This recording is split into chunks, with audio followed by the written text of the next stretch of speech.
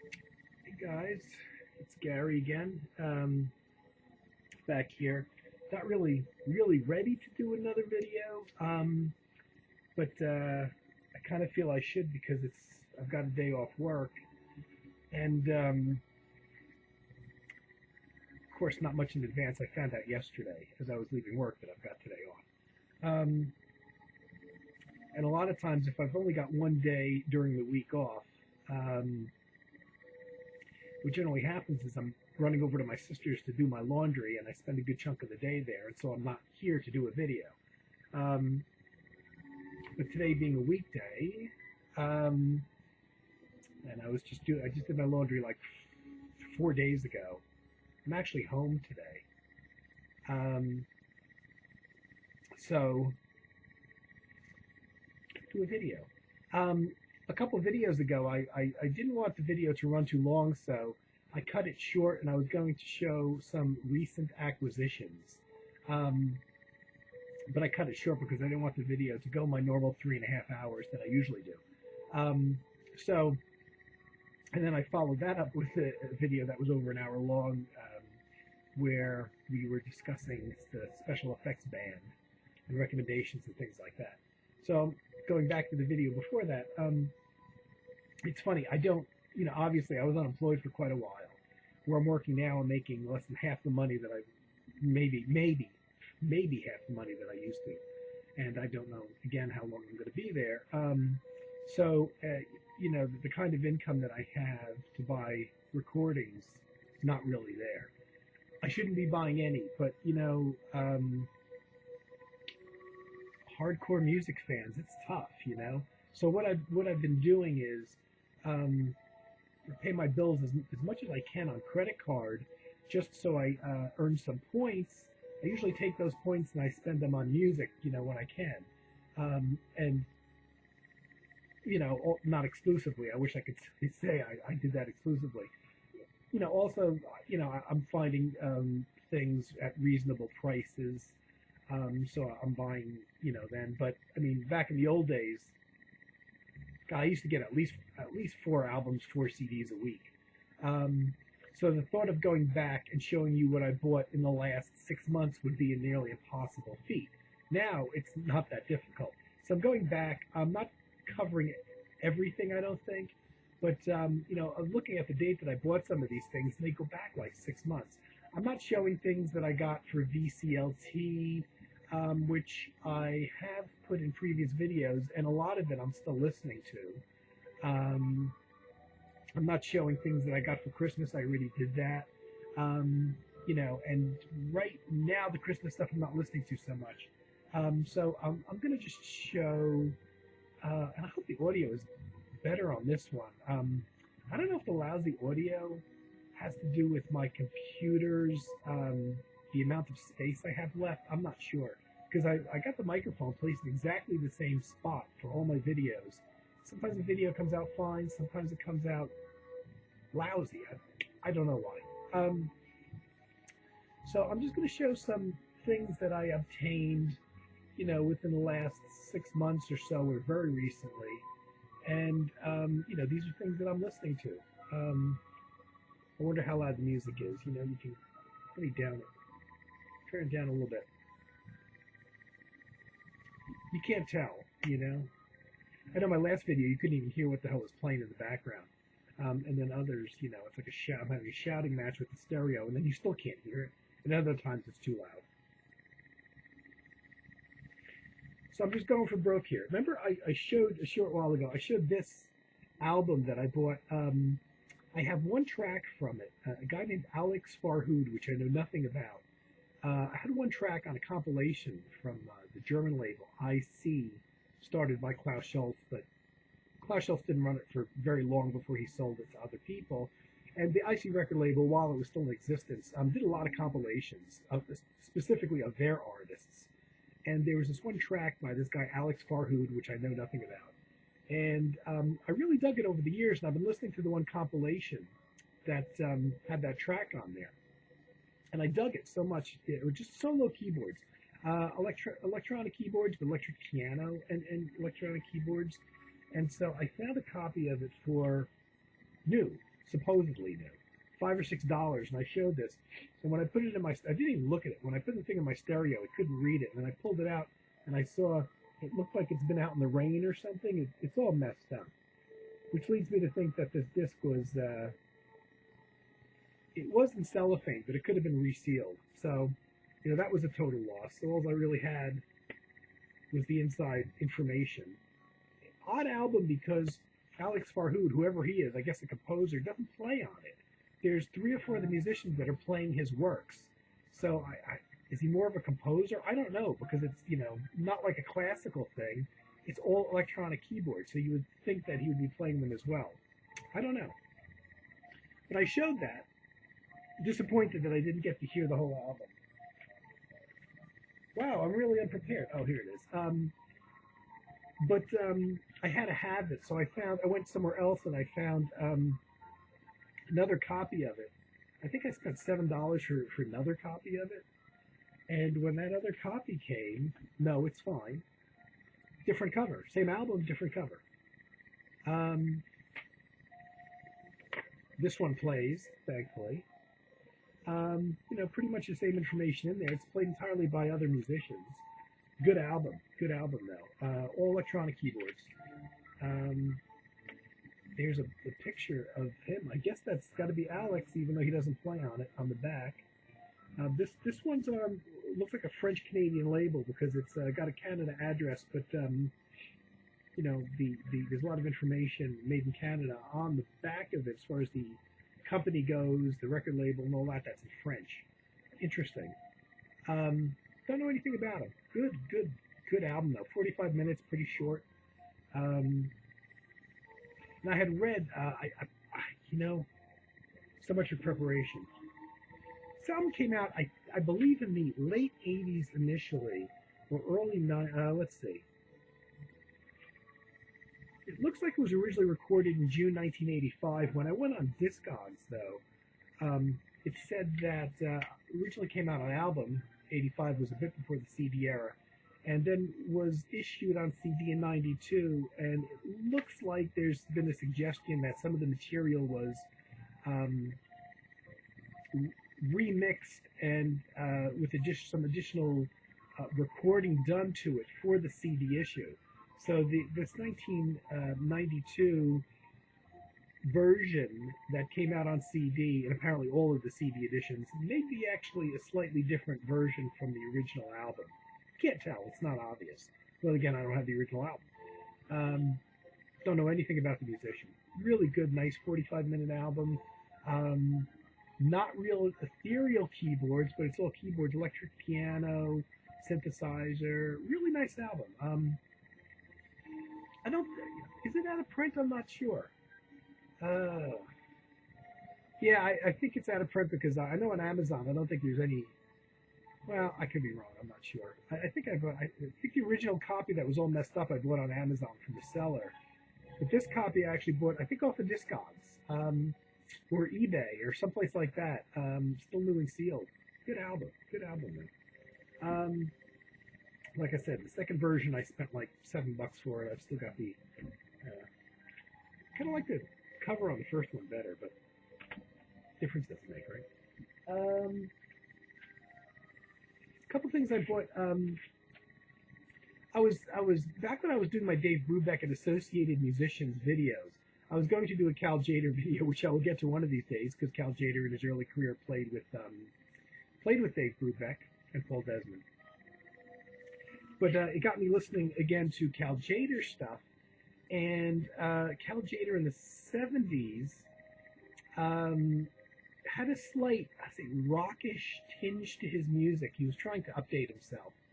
I wouldn't call it a sellout. I think he was just, people, I've read online that said he was trying to attract a younger audience by having some slightly rockish tinge, but I think it was just him hiring different musicians, maybe younger musicians, slightly younger musicians, using electric instruments more. Like a guy named Claire Fisher, playing largely electric piano, had a bassist that played electric and acoustic bass, and had this guy Bob Redfield, which I'd never heard of previously, on guitar. when I started playing Cal Jader's old albums from the '70s, this guy Bob Redfield on guitar, I really like him. He's a guy that plays very much in a clean, mainstream jazz tone, but also at times, and only at times, plays in a more kind of aggressive, slightly dirty tone, slightly rockish, fusionish, but not like Al Di Meola screaming kind of thing. Um, Depending on the track, he would adjust his sound and his style, but definitely came out of a jazz tradition. And I really loved his playing, and never found any other albums that he played on besides Cal Jader's. And I had everything by Cal Jader that he appeared on. And I found one other thing somewhere. Maybe it was through Discogs, which is a great resource. That he had played on an Art Pepper album called Tokyo Debut from the early from '77, same time period he played with Cal Jader. Well, it turns out what this is Cal Jader's band, including Cal Jader, backing Art Pepper. The first at a concert in Tokyo, Art Pepper didn't have his own band there. It was Cal Jader's backing band. Most of the live album, so it's a live album recorded April 5th, 1977.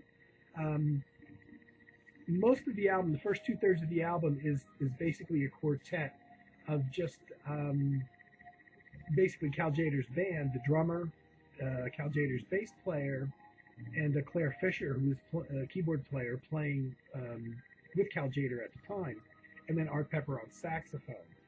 For the last third of the album, so about 25 minutes or so, the rest of Cal Jader's band joins, including Cal Jader on vibes, an additional percussionist, and Bob Redfield on guitar.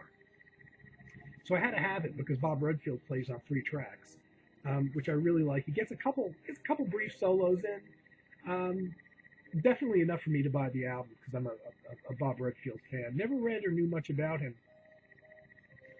It's always dangerous whenever I get back into a musician. It's weird because when I first got into Cal Jader in the late '70s, all of these musicians that play in this album were alive, including Art Pepper, Cal Jader, Claire Fisher, Bob Redfield, a couple of the Rob Fisher, the bass player. I don't know if he's still alive. Pete Rizzo, the drummer, I don't know if he's still alive. Pancho Sanchez is playing percussion. I know Pancho is still alive. Decent album. I really bought it though to hear Bob Redfield's guitar. And he gets off a couple solos. It's a 66-minute disc, so it was worth it for me. Unfortunately, as is always, I know this is going to happen when I go to look them up to find out what happened to them. Bob Redfield was California guy. Laguna Hills is where he lived, and Cal Jader was based in California. So I'm not surprised to find out that Bob Redfield was in California as well. But apparently he died December 20th, 2014 from cancer at 77. But Bob Redfield actually performed with the Righteous Brothers, the singers, in the early days of that particular group, before being a sideman for a number of people. But it seems like he didn't record a lot. He actually had his own band called the Bob Redfield Latin Jazz Band. So he was very much into the Latin jazz mode, even though his guitar playing is very much, kind of bebop based. And he led that band for a long time. It was fairly popular in California. They played around California where they were known. I don't think they got out of the area and toured much, and there's no recordings. I couldn't find any recordings by his band, unfortunately. Kind of sad. So I bought that because of my love of Bob Redfield. Associated, Claire Fisher, which is somebody I only knew as a supporting musician for Cal Jader. Turns out he was a jazz arranger and well-loved among musicians. So I bought my first Claire Fisher album. Claire Fisher died not that long ago, unfortunately, within the last couple of years. Forgot to look him up. I looked him up prior to doing my last video. I want to say he died within the last 3 years, maybe. And so I bought one of his own albums, which I've never had before. I've only had him playing with Cal Jader. He's a keyboard player, played acoustic and electric pianos a lot. was really well known for an arranger, had a hell of a career, and I know on the live Art Pepper album, Art Pepper I don't think was familiar with Claire Fisher prior to getting him in the backup band to do this one Tokyo gig. And apparently Art Pepper, and he says in the live album, was really impressed by Claire Fisher's playing. He was a musician's musician, apparently. And Claire Fisher had a long career working, apparently, with a lot of other musicians, you know, as in the backing band, but especially as an arranger. And I read amazingly that one of the people that employed him the longest as an arranger was none other than Prince, the pop star. Now, you know, I don't really listen to Prince. I've heard a bunch of his songs. I don't, you know, I've never heard a Prince thing that had any kind of, you know, band backing him, you know, that like orchestral or jazz band or horns or anything, you know, besides the standard rock instrumentation.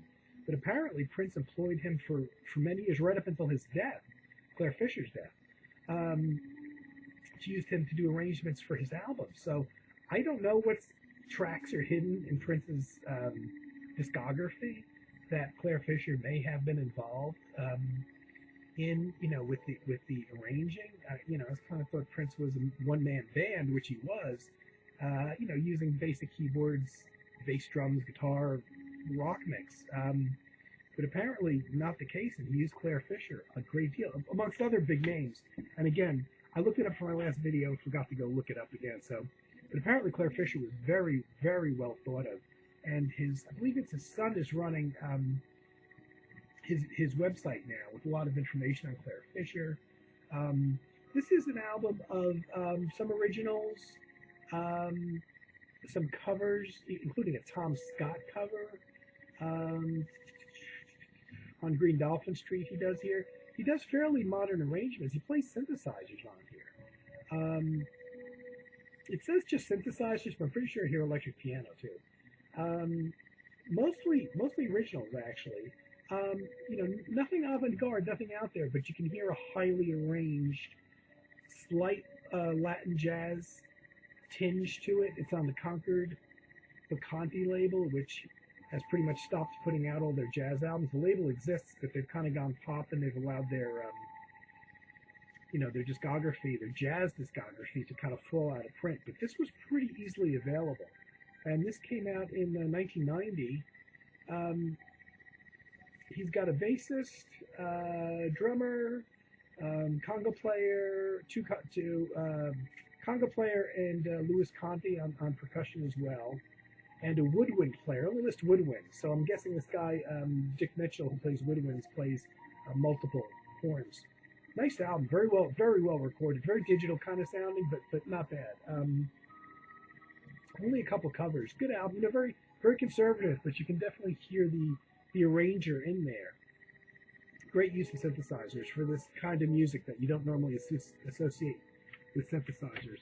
So I got that. I don't think that was probably not very expensive, because I wouldn't have been able to really shell out a lot for it.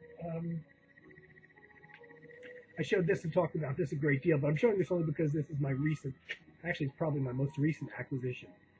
This I bought used. This was my most expensive. This I paid 24 bucks for a used copy, but it's beautiful. Beautiful album. Jade Warrior at Peace. Recorded just before the guitarist Tony Duhigg died of a heart attack.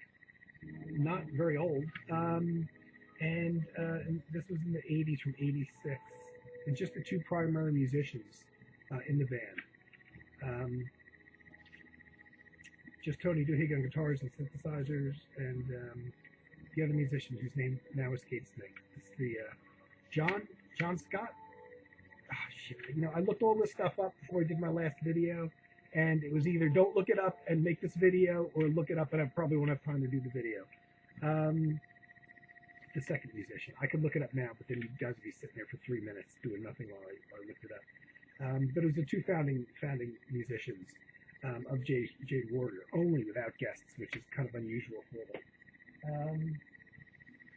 I also bought, because I got these for about I think about $8 a piece, in my ever far too large Tangerine Dream and associated albums. I have too many albums by these guys. or this guy or whatever. Edgar Frost's re-recording of his Stuntman album from 2005, I want to say. Yeah, 2005. He re-recorded the whole album. It's funny. It's almost exactly to the second the same length. The original Stuntman is like 45 minutes, and this is, just under 45 minutes by a few seconds. Not a lot different from the original. The original is one of my least favorite Edgar Frost albums, so I only bought it when I could get it at a relatively inexpensive price. Like I said, not a lot different than the original, and in some ways, even though the original being a lot older, original Stuntman was from, I want to say 79, I think. Doing it by memory, I'm pretty sure it's around 79. Obviously sounds a little bit more dated, the older version, but that's part of its charm as you're hearing the synthesizers of the era. 2005 is a whole different era. But musically, unlike some of his other re-recordings, it's not substantially changed. It was a short single album of about 45 minutes, and I bought it because it was cheap, and I've been listening to his remakes lately, but not a particular favorite. Another one that I like, but that's not a particular favorite of mine, the period, was Tangerine Dream's Tangram from the early 80s. I want to say, I think the original was 82. And again, Edgar Frost did a re-recording of it in 2008. It might have been 2007, actually, that he did it. It's pretty much, again, a straight re-recording. It's under 40 minutes. He should have tagged on an additional piece. So he didn't expand on the material at all. No, the original album was just two 20-minute songs. And was it the Johannes Schmoling era of Tangerine Dream? Not that I dislike Johannes Schmoling at all. I just don't like that. I'm not a big fan of that period. But Tangram, the original album, was one of the better ones from that period. I tend to like the longer tracks, and that one was from the vinyl era still, at two 20-minute tracks on there. It was quite good. And this is pretty much the same. It's actually under 40 minutes. I think it's actually shorter than the original. Edgar doing he doesn't substantially change the music as much, but it does sound quite a lot different because he really does use different synthesizers. He could have, I was surprised he didn't take the opportunity to expand on some of the themes and play them longer because he's kind of not tied to the 20 minutes per side thing. But he does. He pretty much does a straight re-recording of it. Interesting. I like it better than the Stuntman remake, but that's because I like the original music better than the Stuntman remake. I'll do a video on these guys. Val Gardenia was a band that existed very briefly. They made 3 albums in the 80s, in the late 80s. And then they broke up.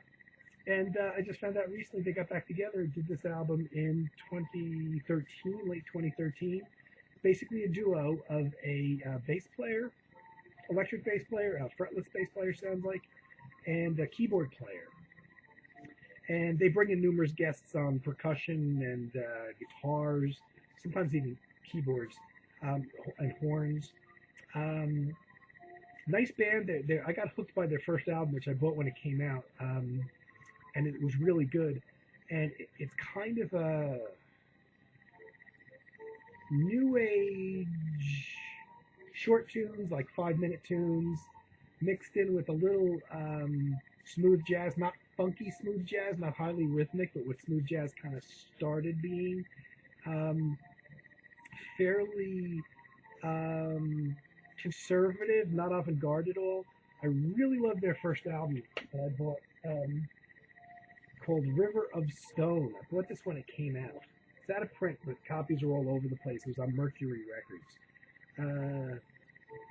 1994, it looks like the date was.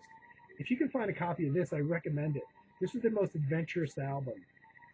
They followed up with 2 albums after this that got increasingly more commercial. And one called On the Bridge. I think the record label started pushing them.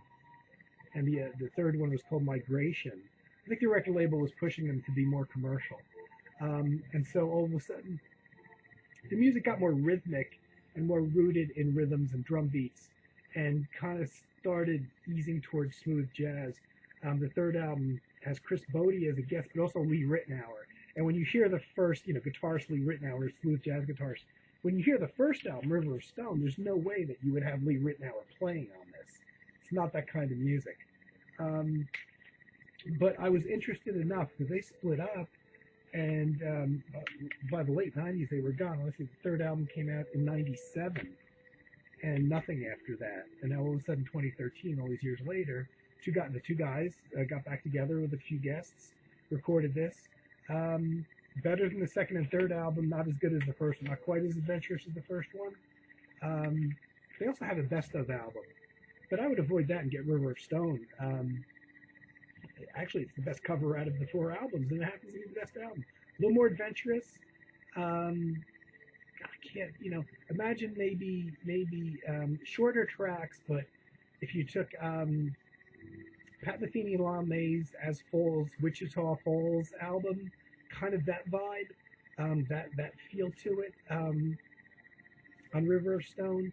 I like them. I was very disappointed with the second and third albums. They're decent. They're decent rhythmic albums to kind of listen to in your car when you're driving. But this one more of is a dreamer album that you kind of put on and lay back and listen to the music. This newer one, I say newer, it's 2013, is that's probably my second favorite. I've only given it a few spins. Got that one fairly reasonably. But when I saw they had done another album, I just really couldn't wait. I like them to the extent that I bought a bunch of compilations that they would contribute a track to back in the day, back in the late 90s, just because they were on it.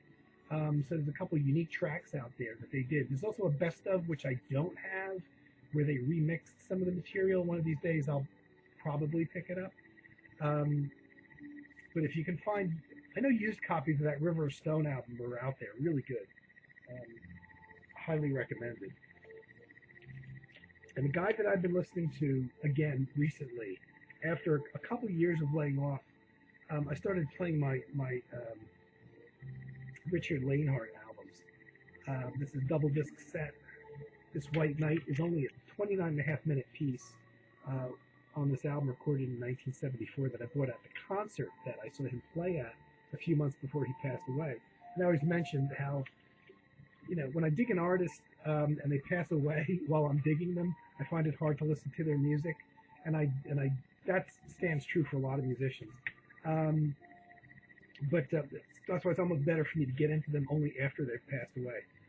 But I started listening to Richard Lanehart's music again the last few months because it's most of these albums, well, these two, this is a 2-disc set, very long, way over 2 hours. And this one, they're both very much keyboard, drone-based synthesizer music. So it's great sleep music, and I've had it in my sleep playlist now for way over a month, every night.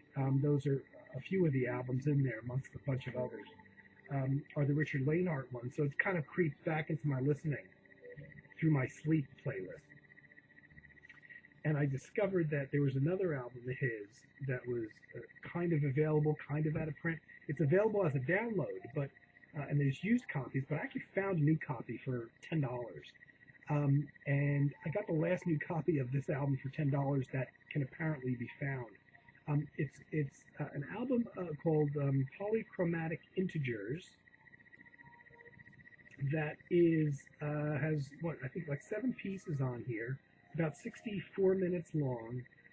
Pieces of his that he recorded all solo in 86 and 88 and 89, 87, okay, late 80s. Introduced, oddly enough, the sleeve design and imagery is by a guy named Darren Bergstein. Darren Bergstein was the guy that introduced the concert. He was like the MC of the concert, introducing the musicians. When I saw Richard Lanehart back in, I got a video up, I think it was 2011? And he passed away shortly afterwards. Richard Lanehart did. Darren Bergstein is apparently very much still around, very much pushing new music, at least in this area, in New Jersey. So found this album I think the album came out 2011.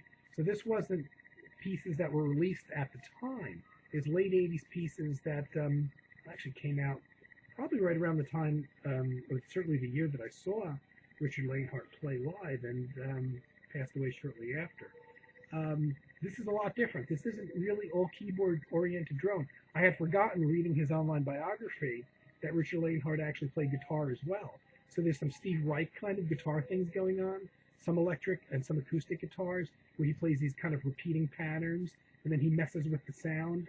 He's got like a digital delay thing going on with the guitars, and they're overdubbed, and there's these little short minimalistic phrases repeating, and then he messes with the sound, as well as keyboard things. There's some more rhythmic things. So this isn't one that I can sleep to because of the rhythmic stuff, but it's an interesting different side to him. I know it's available as a download, the album. There's also used copies available. When I saw that there was only one new sealed copy available on CD, I decided to bite the bullet and spring for it because I really wanted the hard copy version for my Richard Lanehart collection. It's interesting. I don't like it, as much as, this. Oddly enough, the 10,000 Shades of Blue, which is pretty easily available, and 2-disc set, nice and long. And a couple more. Remember, I did a video a while ago that I should add to, where I bought things because I liked the album cover. Mostly CDs, but sometimes albums, vinyl albums. And I showed this one, Miles, because I had this music on vinyl for years, and I've got it on multiple CD editions. I've got it in box sets and single discs, so I've got no shortage of the particular music that's on here. But I bought this album, which I never opened, because I've got the music, simply because I love the cover so much. So here's another one that I've been looking at for years, since it came out in the late 80s. And it's been out of print for a long time. David Quayle, Soliloquy, which is an album cover that I've always loved. And when I was able to get a vinyl copy sealed in the original bag, now this is, I got it for $14, I think, $14. I just love the cover so much. Now, it's solo, acoustic, actually classical guitar music.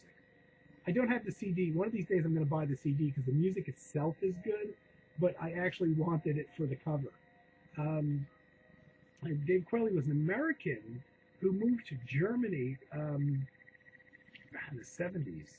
I think for career, I think he can make a better career as a musician in Germany, and he still lives there because I looked up his website. He's got pictures of him and his dog. Still apparently living in Germany. He does concerts there. He's recorded albums, obviously, since then. This was probably the one that got the most distribution in America because it's on Windham Hill. It's funny because I remembered, I'm pretty sure this is a legit seal. I can remember Windham Hill in the late 80s in the vinyl having these loose bags. Instead of using the shrink wrap, which is, larger, that shrinks over time and really hugs the corners of the albums, they started using these bags with the seal on the side that you could rip the seal off. It's perforated down here. And you could rip the seal off and still have the plastic on the album, but be able to get the album out. So I think this is a legitimate original sealed album. I've always loved that cover. And I love the music, but I still have to buy a CD of this. I just had to have it when I saw it because most of the sealed vinyl copies I saw of it were very expensive. And that's the only vinyl I bought, I think. I could be wrong. I think since this Miles album years ago, I have not bought vinyl anything for ages. It's a nice, it's a nice hang on your wall kind of thing. One last thing, because Carm brought this up recently. Carm, it's weird. The synchronicity between us. Carm was, when he was in Arizona record shopping, he came across a Tace Van Leer, the leader of Focus, the rock band. Introspection album, which is actually the first Introspection one, which are albums that I've been looking at for years and I never bought. And finally, and I thought I showed this, and I guess I didn't, in, I want to say August, I think it was this past August, I actually bought Introspection 2. What these are is a series, started in the 70s. I forget what the first volume is. That's something else that I looked up for my last video, and I forgot to open the page here again. I think they started in around 73. Tace Van Leer, who plays flute, but primarily is a keyboard player, and yodels, of course, as well, recorded a bunch of solo albums under the Introspection series. And he started around, I want to say 73 or so, or 74. And it became a series. Like every 2 years, he recorded another volume until he had 4 volumes out, and stopped in the early '80s, and then did one more in I want to say it was in 1992. So there's a 5th volume out there, and they've been repackaged since. This is Introspection 2. This is the second one. Carm showed the first one. The only reason I bought 2 over any other volume was this was the harder one to get, and I've been meaning for years to pick these up. These are only flute albums. He doesn't play keyboards on. There's a few of his originals sprinkled in with the other tracks, but most of the tracks on this album are classical music with Tess Van Leer, or Taze Van Leer, playing flute on top as the main melody instrument. And all of the albums have that in common. The first volume is slightly different because it has female vocals on there too, and I believe that's the only one in the series where they had another person on there like that. Apart from that, the rest of the series is pretty much all classical music, mixed in with some originals of Tess Van Leer, and as a matter of fact, the arranger of the music as well also David sprinkle in some of his originals. The guy that did the first 2 albums that arranged them, I know passed away, and I believe the 1992 Introspection album was kind of a dedication to him when he passed away, so I'm guessing he probably passed away sometime around that time period. I bought volume 2 over the first 4 volumes. The 5th one is kind of hard to get because the second one out of the first 4 was the harder to get. What they did is, if you look up the Introspection series, you'll see volume 1 and 2 combined onto a single disc, and I was absolutely convinced that in doing so, they removed some tracks off of one of the albums. So I wanted to buy the volume separately because I'm a completist and I wanted to have all the tracks. Because this runs a little bit over 40 minutes, and I was fairly well convinced that they were cutting tracks off of probably volume 2. But then, as it turns out, when I started doing research, I could have saved some money, and I could have bought that disc, because apparently volume 1 was a fairly short album of about 35 minutes, which means that there was time to squeeze in all of volume 1 and all of volume 2 on the Introspection single disc. You know, CDs have the 80-minute limit, and I was fairly well convinced that they would have cut something, so I picked up volume 2 separately because this has been out of print for some time, a bit harder to get. As it turns out, no, and specifically when I went on Discogs, and when Carm showed it, indeed, there are only 7 tracks on the first album, and it runs only about 35 minutes, and I was absolutely convinced that they had cut something out. So I was going to pick up the 2 separately, but you don't have to. So you can actually not be stupid like I was, buy the Introspection album, which is readily available, that combines volume 1 and 2, and apparently have those albums in full. Really good. You have to like classical music, and you have to like flute. I love flute. But it's interesting because I only got this in August, after many years of looking at it. And all of a sudden, Carm goes to Arizona, and he picks up the first volume of this.